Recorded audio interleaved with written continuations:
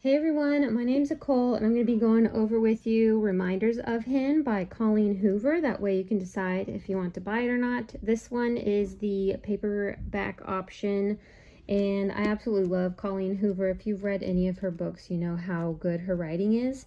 So this book is 42 chapters long and I believe like 319 pages long.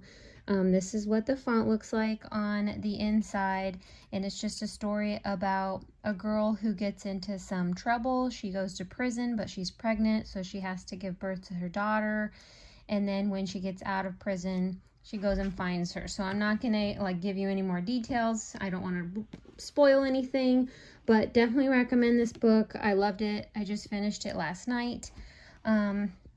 So yeah, if you guys are considering buying this book, I love it, and I hope you guys found this video helpful, and I hope you guys have a great day.